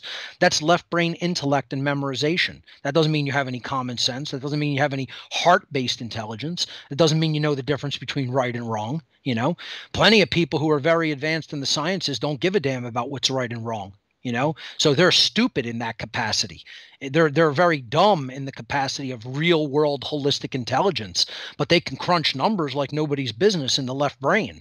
You know, that's not going to be able to solve all human problems, and they unfortunately believe it can, and they've bought a big lie. You know, but you know, to go back to the question, we have to understand what natural law really is. It's 100% non-man-made, eternal, immutable conditions that can never be changed in nature that govern the consequences of the behavioral choices that we as beings with the capacity for holistic intelligence make. That means that natural law karmic consequences do not apply to the animal kingdom, to animals below our holistic level of intelligence and understanding. You have to be able to grasp the difference between right and wrong behavior. You have to be able to have that in your mind and be able to comprehend what is the difference between a behavior that is a right and a behavior that is a wrong. Animals don't have that level of holistic intelligence. They are largely instinctual creatures. They do have emotions, but they're not as complexified as human beings, and certainly their intellect is not as complexified as human beings. They act largely on instinctive response. So you can't apply this to a lion or a deer or a dog or a cat or a mouse, but you can apply it to a human being because we have the capacity of the level of thought to understand the difference between right and wrong, and that is why natural law karmic consequence applies to human beings and not to animals lower than human beings. So one thing we have to understand that natural law is not, it is not the law of the jungle. It is not animal behavior. It has nothing to do with animal behavior. It has nothing to do with Darwinian, evolution, so-called. Okay, it has nothing to do with survival of the fittest. None of that is natural law. You could look at that, and people call that the natural order. There's nothing really natural or orderly about it. Okay, that is the most barbaric creature with the sharpest teeth and claws wins, and that's nothing that human beings should aspire to at all. That's purely animal instinctive behavior that we should aspire to act at a way higher level than. You know, we are not just any other animal. As a matter of fact, the idea that we are just any other animal is a satanic ideology that is taught in Satanism, and it's false. It's not true. We are beyond other animals as human beings. That's why we're human beings and they are not. And that isn't to say we should just treat them however we want. We should be the stewards of other life on this planet. That's why I don't harm other sentient beings. I consider animals sentient beings. I don't harm them. I try to do the least harm possible. That's why I eat a plant-based diet. And that's a big, huge, controversial topic in and of itself. But, you know, I tell people, if you think that leads to a weak person, come and test my strength, you know, I will not touch animal products because I think animals should be left alone. They're not our property. Their lives are for them to live. It's not even because of a dietary choice. It's because of a moral one that I choose that form of nutrition. And it works fine for me because I do it the right way. And, some people try to do it too quickly or too radically, and they do it the wrong way, and they cause abrupt changes in their body when it should be transitioned to over a period of time that the body has adequate time to adjust to. But that's another topic of conversation. Mainly what I'm trying to get across is that natural law is not the law of the jungle. It's not survival of the fittest. It's not Darwinian evolution. It is spiritual, moral law that governs the consequences of what happens to us, whether an entire society will be free or enslaved. That's what natural law governs. I have something that I've dubbed the law of freedom. There is a law that governs whether a whole society is free or not. As the members of an entire society in the aggregate behave morally, they become more free. And as a society in the aggregate behaves more immorally and does more immoral behaviors and condones more immoral behaviors, they become more and more enslaved as time goes on. And again, this happens over long periods of time. That's why understanding human history is so important, and becoming a student of history is so important to the recognition and understanding of how natural law works. If you want more info on that, I suggest watching my documentary called Mark Passio and the Science of Natural Law, which I'll be releasing for free to the public on November 11th, the 14th year anniversary of the beginning of my public work online. Or you can pick it up in my gift shop, gifts.whatonearthishappening.com. I have it in DVD format there and also flash drive format.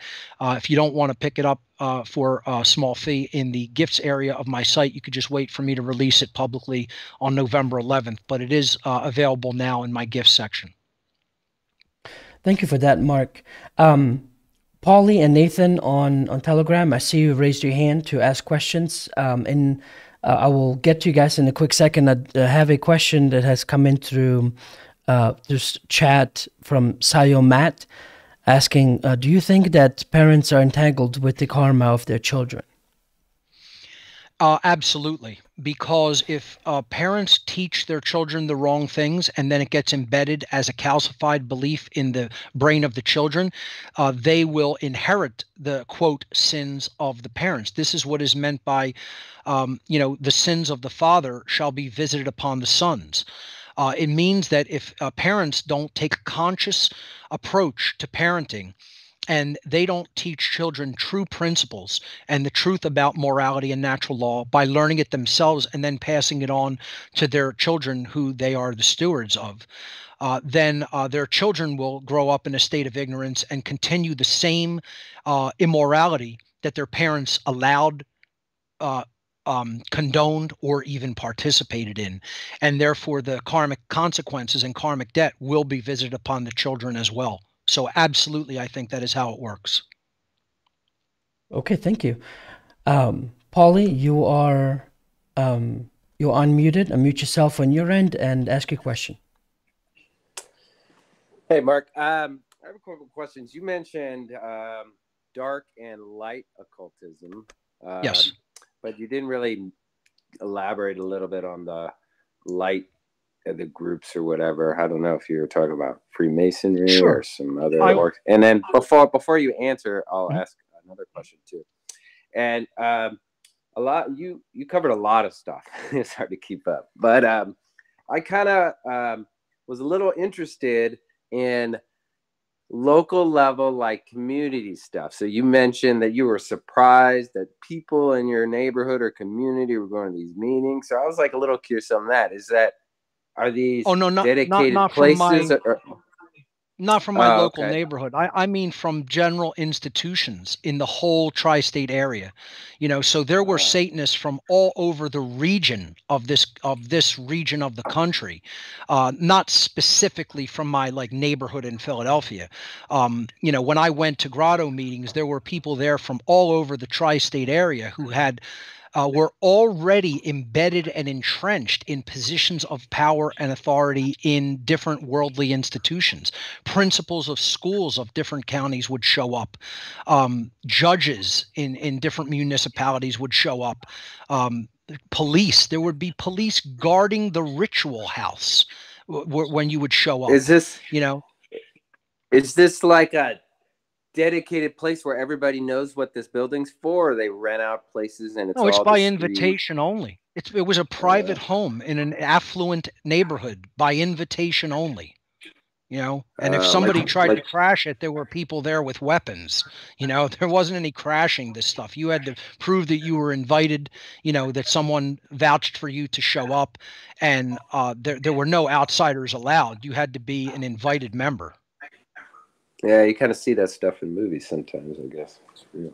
And then, it's similar, but it would not be as elaborate as some things that are depicted. Like, it wasn't like something like in Stanley Kubrick's Eyes Wide Shut. That was obviously took place at like a Rothschild-owned practical palace.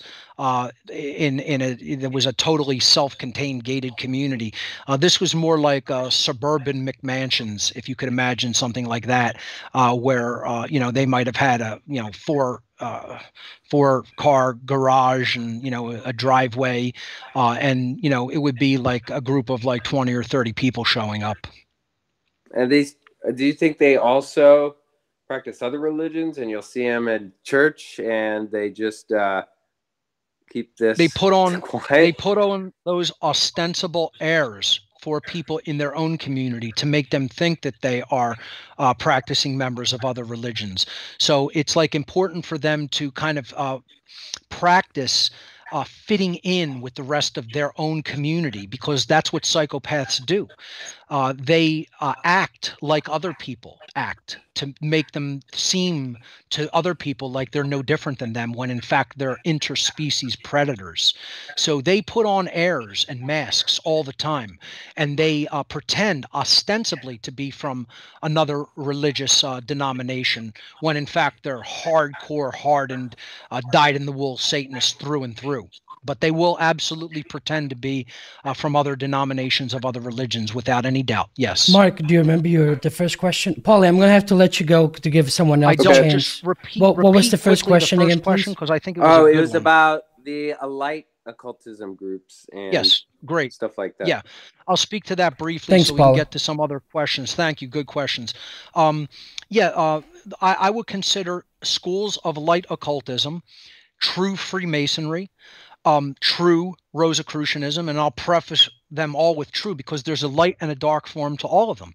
So there's forms of masonry that I call dark masonry, right? That aren't teaching real esoteric Freemasonry from a perspective of morality conveyed through symbol and allegory, which is what Freemasonry should be. And those esoteric principles are being lost, and it's being turned into a what can I do for you, or what can you do for me? And we advance each other's agendas just because we're members of a network, regardless of whether our agendas are right or wrong. You know, and they're not teaching the core principles.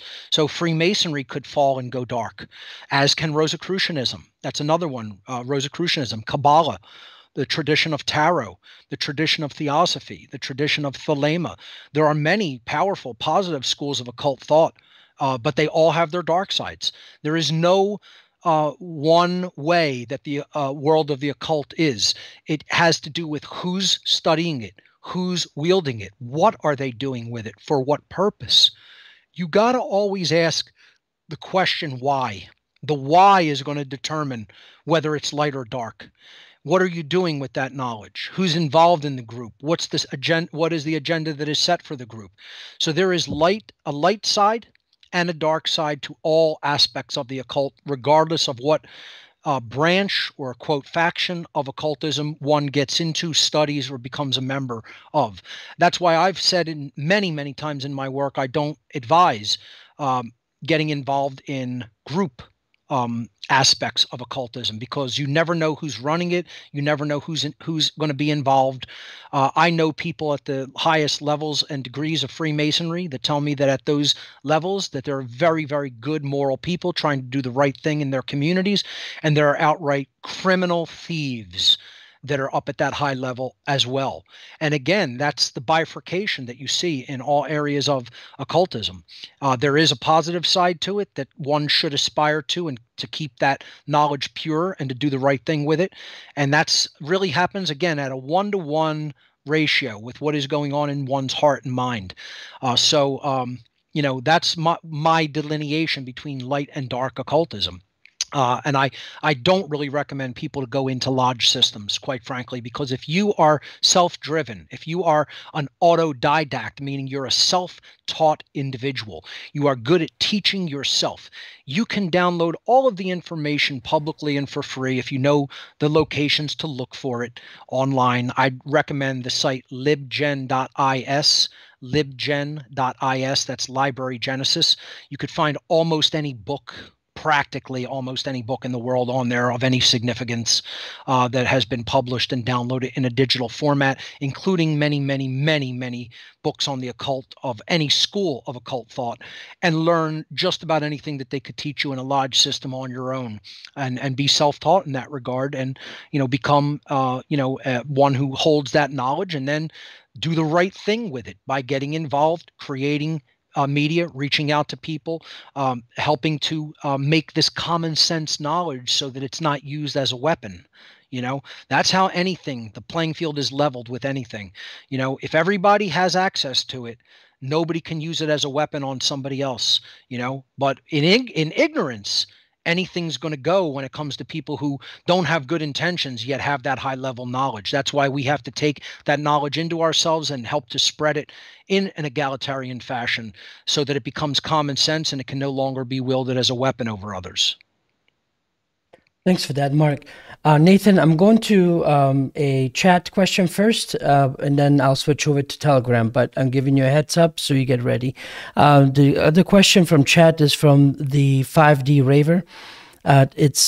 He's asking, do you believe in literal reptilians? If not, do you think they mean in our reality? Wait. Okay, I'm sorry. No, I'm sorry, misreading. Okay. Do you believe in literal reptilians? If not, what do you think they mean in our reality? What is their use, culturally speaking? Well, first of all, there is a delineation that I make between reptilian beings, if one does believe that they have physical form to them, versus the reptilian mindset. Again, there's an aspect of consciousness in the human physiology that is referred to as the triune brain, where we have a human brain, a mammal brain, and a reptilian brain. And each one of those complexes within the whole brain complex is a sort of responsible, or generally runs certain personality traits and aspects of behavior. The reptilian mind or brain, the brain stem and the cerebellum, is responsible for respiration, movement, and base instincts of a human being. And that's referred to as the reptilian brain. Then we go up a higher level in the brain to the midbrain, and all the glandular sections of the midbrain, like the hippocampus, the hypothalamus, the thalamus, the amygdala, the pituitary gland, the pineal gland, etc. These are referred to as the mammalian brain, or what's known as the mammalian complex of the brain. This is responsible for generating the chemicals and the neuropeptides that allow us to experience the full range of human emotions. So this is the emotional level of the brain, or what's called the mammalian brain. And then we have a higher thought process or thought functioning part of the brain that is the neocortex, the neocortical brain, comprised of the left and right brain hemisphere, or what we consider the gray matter areas of the brain. This is the highest complexified area of the human brain that makes human thought, human personality, human characteristics and traits possible. Higher order thinking, logic, reason, creativity, compassion, etc. All of these things are part of the human brain and the left and right brain hemispheres, being able to see big picture, heuristic thinking, seeing large patterns, okay, true morality, really higher functioning reasoning regarding what is right and wrong. That all takes place up in here where the third eye is said to exist, the prefrontal cortex right behind the skull, just above our eyes in the center. We have to balance the brain hemispheres through using both right and left brain modalities. We can't let ourselves go into imbalance in either side of the brain. So the reptilian could be the reptilian mind, right? That's one way of looking at it, where it's reptilian-based behavior, instinctive-only behavior, survival mode, fight or flight, modality, where we're not really in higher order thinking. We're not in compassionate thinking. We're not in reasonable thinking. We're in animalistic thinking. But there are many people throughout history who have talked about the reptilian or serpent cults, where it's written that beings from the heavens elsewhere, possibly higher dimensions of existence, have visited humanity in the ancient past, and it's said that they had skin that was different than ours, that looked almost serpentine, snake-like. If you can picture like a snake's skin, that would be more like whitish.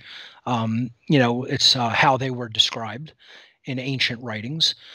Some referred to them as the Anunnaki, and Sitchin's work gets deep into that, as do many others. In biblical terms, the progeny of them were referred to as the Nephilim, children of the serpent. And, many ancient cultures have tons of examples of their building projects that they left. There's mounds here in America where many of them were buried. They were up to 9 feet tall or taller in many cases, had reddish hair, huge skulls, double rows of teeth.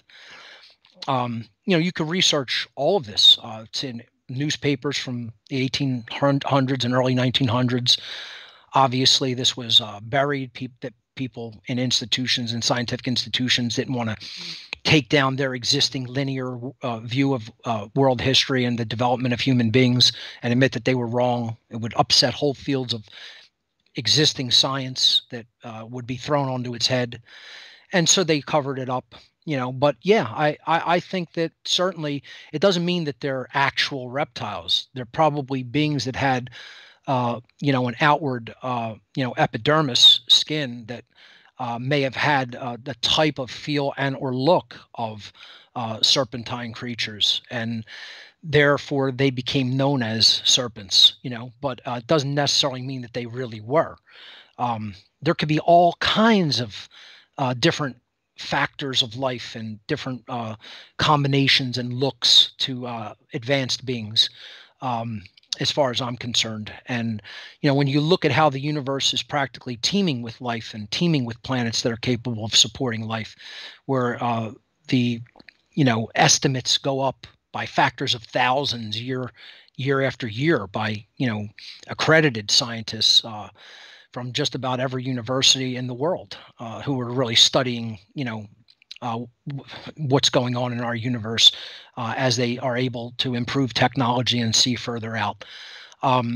Without a doubt, life is teeming in the universe. It's teeming with life. So, it isn't any stretch of the imagination for me to believe that there's intelligent life out there that has been visiting the Earth. Again, I think some of it has interfered with what has taken place here and even directed some of what's going on in human affairs.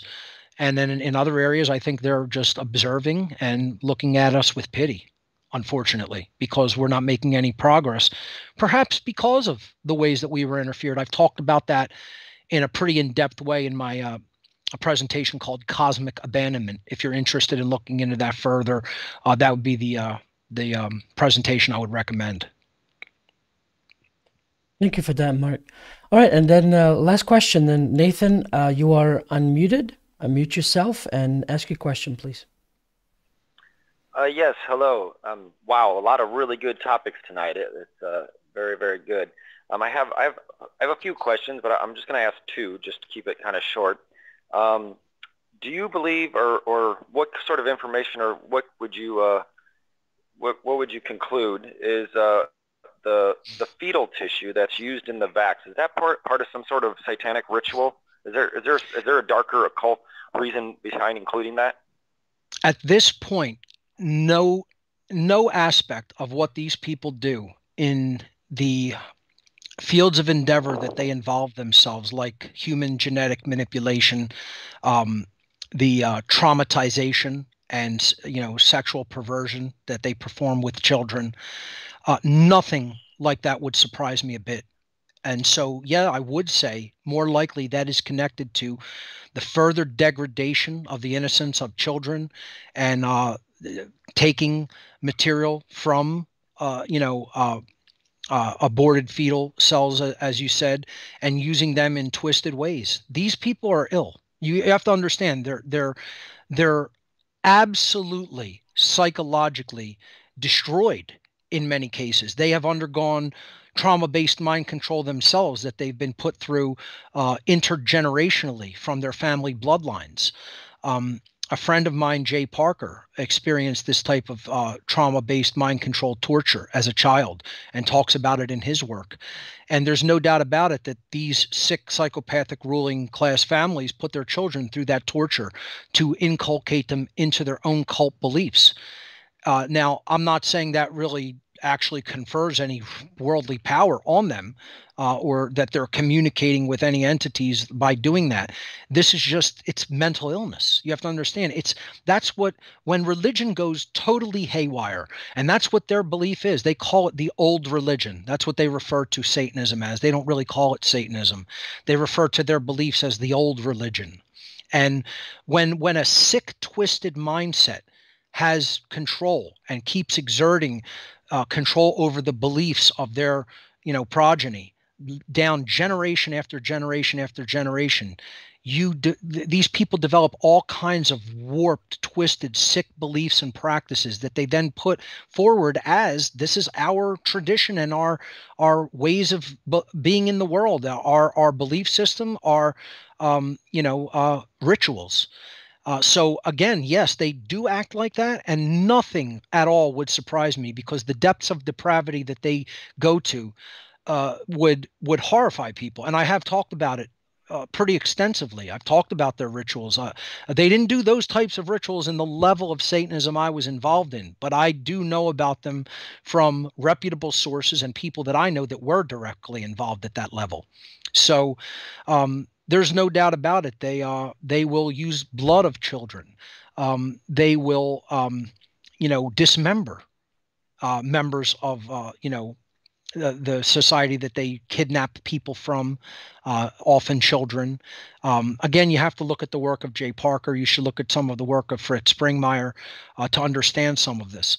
Again, the level of Satanism I was involved in did not participate in rituals like that, I must say, because I don't want people thinking I was partaking or involved in those types of rituals. I was not. That is higher level from the level of Satanism that I personally participated in. All right. Thank you. My next question is, this I don't know if we'll ever know the answer to, or maybe it's just that they're just sick and twisted, and that's it. But I've always wondered, why? Like besides them wanting to be gods and wanting them to control everything, why? Why do they want that? Why do they want to control everything? Why can't they just let us be? Like, what is it? That's the ego that's out of control. The ego that goes out of control wants to control others. It's a lack of personal, true power in one's mind and heart. They don't have true love in their life. They don't have true self-respect in their life. They deep down in their own psyche, they hate themselves more than anything. And a person who truly, deeply hates themselves more than anything else in the world, what do they want to do? They want to bring everybody else down to their level. They want everybody to feel their pain and sorrow and emptiness and loneliness and isolation and lack of self-worth and lack of self-respect. That's why they're pitiful entities. You never really see me or hear me ultra bash the elitists of the world, the so-called elitists. Like I say, they're not the elitist of anything but the bottom of a garbage can. The slime at the bottom of a garbage can is about what they really rule. Okay. I never really throw a bunch of hate down on them. I know how warped, twisted, sick, psychopathic, and mentally ill they are. They also happen to be some of the smartest people in the world who are in control because we as a society are letting the worst of us rule us, not even influence us, but be our owners and rulers and masters. So when you think about that, who's worse, right? If you really deeply think about it, is the person giving the orders worse because they hate themselves and they don't have any self-respect and they're just tortured and twisted in their own minds and they want to rule other people because they don't love and care about themselves truly? Or is the person that believes them, believes that they have authority over others, believes that they somehow have the right to rule over others, and listens to their instructions and listens to what they say and lets them be the leaders of society? Who's worse? I often throw way more hatred and derision upon the people who are saying, yes, I'll do your bidding, master, than the so-called masters themselves.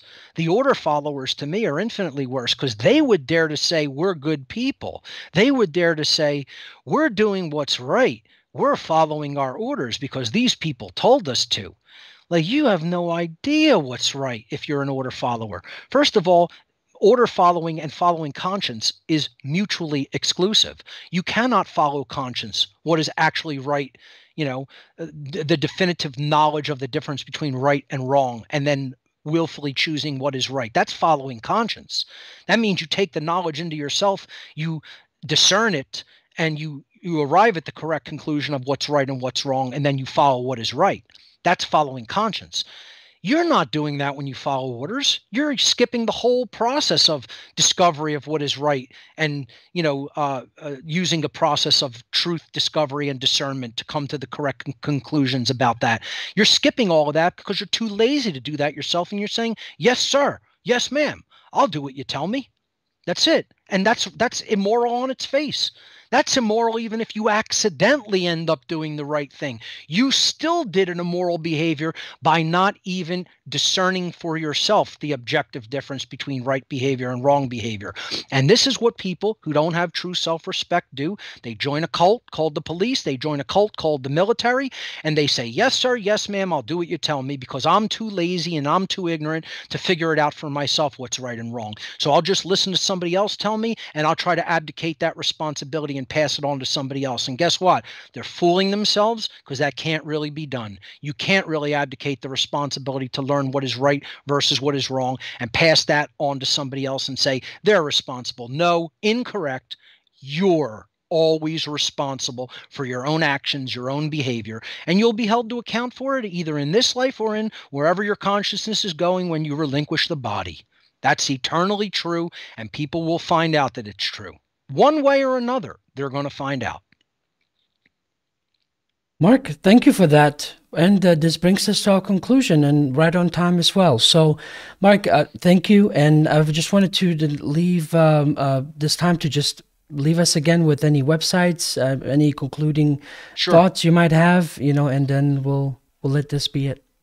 Well, I want to say I thank you very much for bringing me onto your platform. I like your body of work and what you're doing. And I want to say the questions were great from both yourself and your listening audience. And if people want to learn more about my body of work, my main website is whatonearthishappening.com. There, I always suggest to people to go to my podcast section, which starts with audio and then in the late 190s converts over to a video podcast. Do not skip around. Go in order from number 1 all the way through. If you do that at your own pace and your own progression without skipping around, a whole tapestry of information will open up to you. And I give a lot of references and other people's body of work. I link to that throughout that whole podcast series. And it's supplemented with images, books, links, etc.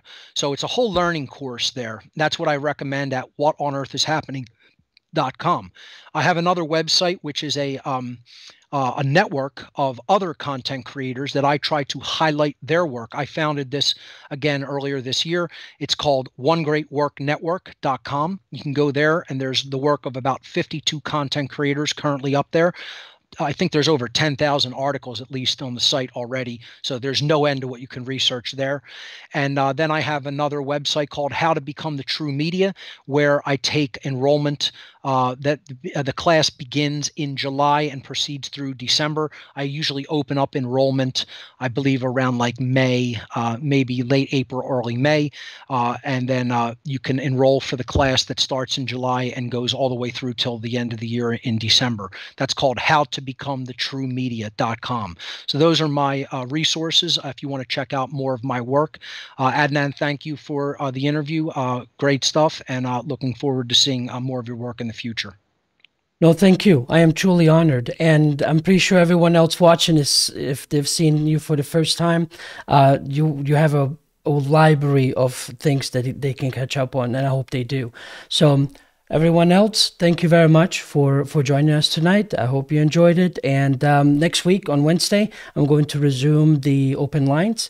It's at 7 p.m. Central Time as well. So I hope you can join. But yeah, for now, thank you all. See you later. Mark, thanks again. And hang tight. Don't hang up on me. All right. Take care, y'all.